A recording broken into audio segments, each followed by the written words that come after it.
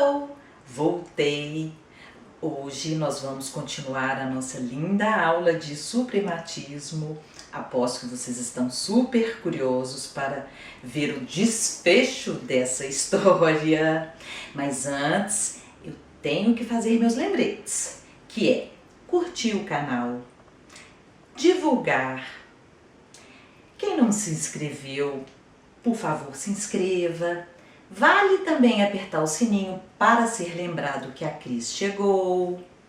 E tem também o meu Instagram, @canal Espalhando Arte, que é muito bacana, muito caprichado, eu faço com o maior carinho. Tem muita coisa legal lá para vocês verem, tá bom? Então, vamos começar com o nosso suprematismo? Terminei a aula passada falando da entrada de Malevich no universo do não objetivo.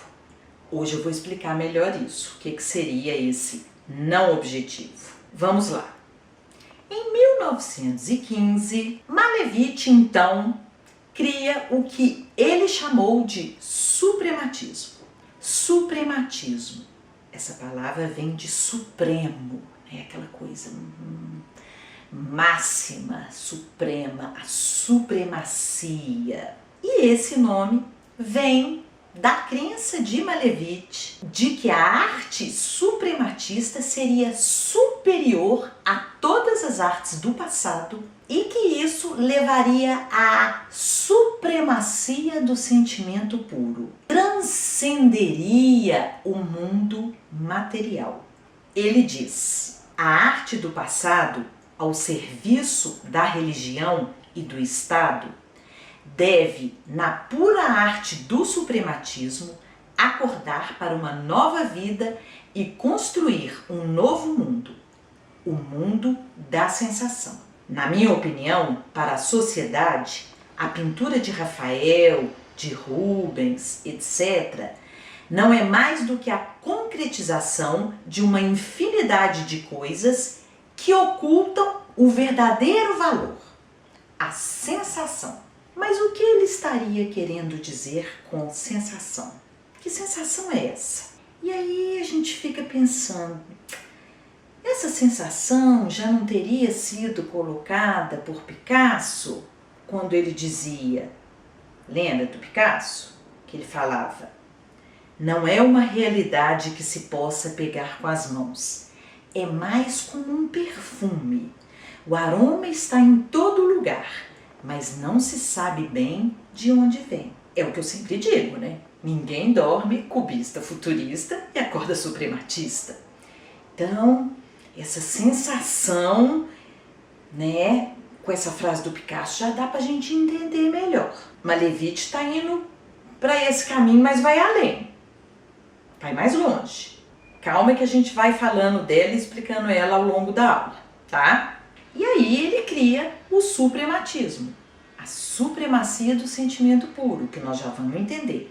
O suprematismo foi um dos vários movimentos artísticos que surgiram nos anos em torno da Primeira Guerra Mundial, que tentaram contextualizar a arte abstrata de acordo com sua capacidade de ajudar a humanidade a alcançar uma existência mais significativa. Ele foi apenas um dos. Vale lembrar, mais uma vez, lá do Kandinsky, né, do Blaureiter, que já buscava na arte abstrata como um caminho mais espiritual, mais significativo para a existência mesmo, além de retratar uma imagem. Podemos chamar o suprematismo de espiritual, idealista e utópico, mas qualquer que seja o rótulo que atribuímos a ele, é fato que seu objetivo era buscar maneiras de usar a abstração para se libertar das expectativas e limitações do mundo físico e se conectar a algo mais puro. Vocês devem estar pensando, e agora que enlouqueceu mesmo. Vamos ver isso tudo com calma. Então, Essa palavra que aparece em 1915, suprematismo, que é um neologismo desajeitado usado por Malevich, porque essa palavra não existia na Rússia, queria expressar algo muito simples: a ideia de conferir supremacia aos meios básicos da arte, cor e forma, sobre a mera representação de fenômenos do mundo visível. Então, algo além de retratar o mundo visível. Valorizar os meios básicos da arte. Antes de tudo, qualquer retratação, qualquer imagem tem a cor e a forma. São os dois elementos básicos e supremos da arte. E para isso, para chegar no supremo da arte, Malevich propõe um mundo sem objetos. Ele diz: quando no ano de 1913, nas minhas tentativas desesperadas de libertar a arte do peso dos objetos, me refugiei na forma do quadrado e expus um quadro que nada mais representava do que um quadrado preto num fundo branco. A crítica, e com ela a sociedade, lamentou: tudo que amamos se perdeu. Estamos num deserto. Temos diante de nós um quadrado preto num fundo branco. A crítica. Aos olhos deles, o quadrado parecia incompreensível e perigoso. Mas afinal, não se esperava outra coisa. Ele sabia o que ele estava fazendo, Malevich, né? Ele falou: não esperava outra coisa, não esperava que eles entendessem. Mas olha que interessante essa proposta, que é um mundo sem objetos, que é o que ele fala: libertar a arte do peso dos objetos, de ter que ser uma coisa, de ter que retratar um objeto, o mundo visível, a natureza. E aí, ele, para expressar isso, coloca um quadrado preto sobre um fundo branco. O quadro chama literalmente quadrado negro sobre fundo branco. Pois então, essa obra pode ser entendida como o nascimento de uma nova orientação artística. Criou-se a primeira obra sem objetos da era moderna. Essa atitude radical e absolutamente nova foi concebida como protesto ao materialismo e academismo da época. Como quase tudo na arte moderna, né? Querendo deixar o passado para trás, buscar novos caminhos. Então, portanto, ele se opunha à arte figurativa e naturalista, porque para ele, para Malevich, a sua arte era o oposto da arte funcional. Sua arte sem objetos era o ato puro da criação. Aqui ele não cria, como dizia a crítica, um quadrado vazio, mas sim a sensação da ausência de objetos. Professora, que papo furado! Será? E eu respondo: não seria uma tentativa, uma busca de um mundo menos matéria, mais essência? Não seria uma busca do início? Professora, que papo cabeça! Não! Tá aí uma pergunta, uma questão que nos persegue. Se não perseguiu ainda, uma hora vai perseguir. De onde eu vim? Como tudo começou? Quem eu sou? Etc. O início, a essência. E aí, o artista, ser humano que é, com suas questões, com suas buscas, com suas perguntas, trabalha com elas no seu ofício, que é a arte.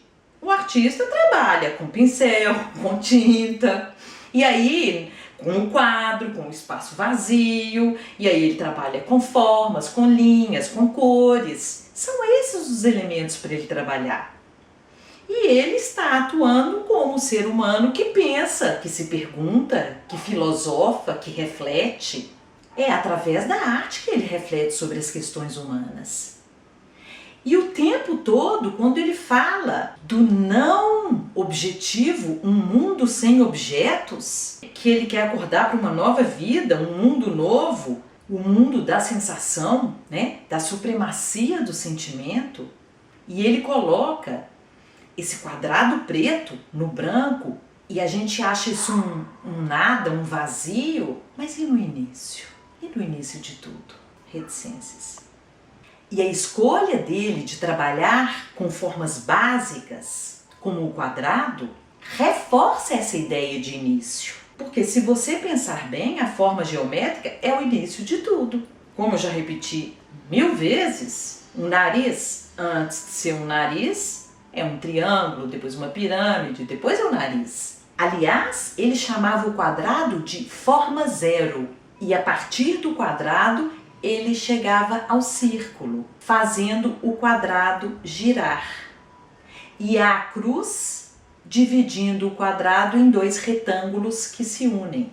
E para vocês não acharem que isso é interpretação viajandona de historiador, olha mais uma vez o que Malevich diz.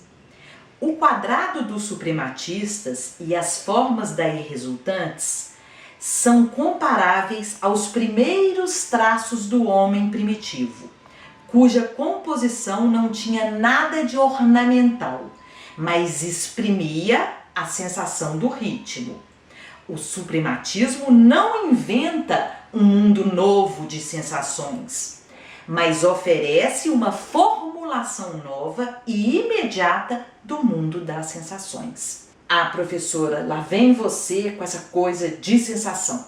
Vou mostrar agora. Peraí. Caminhando nessa direção de entendimento, olha essa outra pintura do Malevich, Suprematismo com Triângulo Azul e Retângulo Preto, de 1915. E aí, eu pergunto, o que mudou nessa pintura? E você me responde, foi o triângulo e a cor azul. Sim, verdade. Além aí nós temos um triângulo e uma cor, o azul. Mas além disso, considerando a questão da sensação, olha como é que existe um acontecimento aí que nos causa uma sensação. Você sabe me dizer qual? Pois eu respondo, o movimento. Hein? Oi? Então, quando a gente coloca as duas juntas, o quadrado preto sobre fundo branco e o triângulo azul sobre o retângulo preto, é mais fácil da gente entender o que eu estou querendo dizer. Por quê? Quando você olha para a primeira do quadrado, tá ali, parado. Olha quando você tem as duas lado a lado, como é que você tem uma sensação de que tem um triângulo que vem da esquerda furando o retângulo preto, que eu chamo de acontecimento do movimento. Lógico que não é um movimento, né? Que vocês ficam esperando. Mas é essa sensação. Porque a sensação é algo assim, como um perfume, né? Que você sente o cheiro e não sabe onde que tá. Então, você sente esse acontecimento que eu chamo de movimento. Por quê? Porque tem algo acontecendo quando esse triângulo avança por cima do retângulo. Espero que vocês tenham entendido, mas vão entender ao longo de tudo. E sabe por que eu estou falando isso? Porque em determinado momento o dinamismo e a energia vão entrar e determinar a arte de Malevich. Ah, entendi. Então, tipo futurismo? Não, porque Malevich não pinta carros em plena aceleração, nem aviões em voo, mas sim a sensação liberta de objetos da energia. E aí é que ele pirou mesmo. Meu Deus, sensação liberta de objetos da energia? Que energia é essa? Gente, Malevich estava em sintonia com as teorias científicas de sua época, que descrevem a matéria como energia, como uma relação dinâmica de forças e radiações. A física moderna define a realidade através de ondas e emissões, né? Nossa, mas está muito confuso! Mas é aqui que eu paro e penso. penso nessa loucura de ondas que a física propõe. É o que eu tô falando. É muito estranho a gente saber que tem um mundo paralelo aqui de ondas. Sempre achei, nunca entendi isso, sempre achei isso muito estranho. Quando me explicam que a TV é aquela caixinha, me explica como é que aquelas pessoas lá dentro daquela caixinha chegaram lá. Ah, são ondas. Ah, sei, entendi. Pois então, essa é a tal energia a qual Malevich se refere. É uma coisa que está aqui, mas a gente não vê, né? E o mundo, a ciência estava descobrindo isso, estava discutindo isso, estava estabelecendo e colocando isso como fato. O cara tá lá no seu tempo, tá vivo, tá em sintonia com o seu tempo, com sua época, com as teorias científicas, entendem? E aí, nesse primeiro momento, eu imagino que deve ter sido até muito mais doido, como descoberta, você imaginar esse mundo, né, da energia, das ondas. Para mim, isso ainda é um mistério total e concreto que eu não quero ir além. Mas ele se interessou. E já era o caminho dele, né? Ele já tinha uma veia que estava querendo o supremo, o que realmente importa, o início. E aí é uma fase dele que eles costumam de chamar de suprematismo dinâmico. Na pintura Suprematismo Dinâmico, número 57, de 1916, as formas coloridas estão unidas em grupos individuais que, libertos da gravidade, pairam na superfície do quadro como figuras cósmicas, artificiais e abstratas. Nessa outra pintura, toda a realidade física do mundo objetivo torna-se movimento. Cada partícula transforma-se em força motriz para a sensação. Lembra da sensação que eu falei do triângulo entrando no retângulo? Agora ele vai além, né, com essa sensação. Parece que essas forminhas estão andando sem gravidade, pairando, que é a energia, né, que está nessa outra dimensão que a gente não vê, mas que existe. Ele procura representar em pintura os estados em transformação. E não é que movimento, mobilidade e dinamismo definem a vida moderna? E aí, como apogeu, Malevich cria em 1918, enfim, composição suprematista, branco sobre branco, que seria a última consequência da não objetividade. Essa é uma pintura que não poderia ser mais reduzida do que é, né? Um quadrado branco ligeiramente torto dentro de outro quadrado. E os dois brancos. Seria uma busca pelo grau zero da pintura? Vamos começar falando do significado do branco para ele. A cor branca fazia referência ao todo, um estado puro e paradisíaco de imaterialidade. Ele acreditava que branco era a cor do infinito e que poderia representar o estado transcendente alcançado pelo suprematismo. Temos então uma abstração geométrica sem nenhuma referência à realidade externa. Mas olha que interessante, no entanto, a pintura não é impessoal. Vemos a mão do artista na textura da tinta e nas variações sutis dos brancos. Se olharmos atentamente, veremos o branco quente do quadrado externo e o branco azulado frio do quadrado interno. E o quadrado central está ligeiramente inclinado e parece liberto das leis da gravidade. Ele não se encontra nem à frente nem atrás, mas sim suspenso como nada no nada. Disse também que Malevich era fascinado pela tecnologia e principalmente pelo avião. Ele, inclusive, estudou fotografia aérea e queria que branco sobre o branco criasse uma sensação de flutuação, de transcendência. Pois é, né, gente? A intenção do cara tá muito além, foi muito além do mundo visível, que ele fala do mundo objetivo, que é o mundo concreto. Ele tá querendo ir para um mundo que transcende, que é o mundo da energia, né? Eu acho, assim, super, hiper, trans, mega interessante. Eu acho a física uma coisa, assim, inexplicável. Então isso me seduz muito, porque eu consigo dar valor para essa busca dele e para essa sintonia que ele tá com o tempo dele, do estudo da matéria. Lembra em física? Deixa eu só contar uma coisa para vocês. Eu lembro direitinho das minhas aulas de física quando o professor falava assim, nessa época de estudar a matéria. Gente, essa garrafa que está aqui em cima da mesa está parada ou está em movimento? Está estática?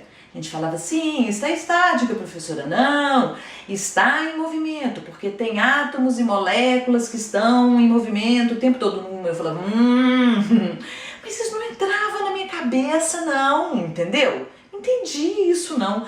Olha, depois que eu estudei, mas rachei de estudar Malevich para entender, para trocar em miúdos, para falar para vocês, eu acho isso muito mais interessante, sabe?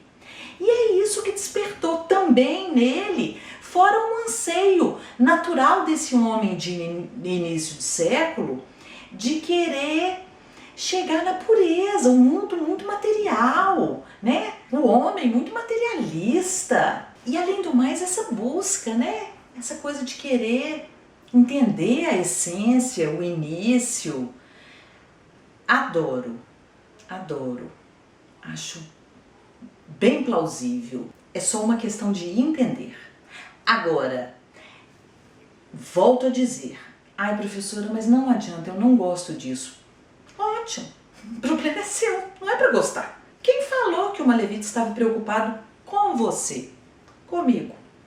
Estava na busca dele, ele estava querendo entender o mundo, a essência, o homem, a existência.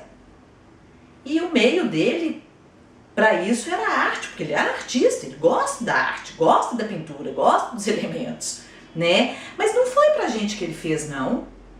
Ele tá se lixando se a gente gosta ou não. Então não é pra você gostar. Eu não estou querendo que você goste. Eu estou querendo que você entenda. E como que não é uma coisa solta, do nada, o branco sobre o branco, né? Que ele não foi leviano ou arrogante. Não tem nada disso. E aí é isso que acontece com a arte. Muitas coisas você não vai gostar, mas você vai entender e saber o valor que elas têm, o lugar que elas ocupam na história da arte, na história do homem, etc. Ok? E se você está se divertindo e aprendendo com as minhas aulas, não me agradeça. Agradeça aquele lindo pessoal que tem contribuído lá no Patreon para que esses vídeos aconteçam. Fica aqui o meu muito obrigada. Espero que vocês tenham gostado dessa aula, que é bem densa e tem muita coisa aí pra frente pelo caminho, tá bom? Vejo vocês na próxima aula. Beijo, tchau!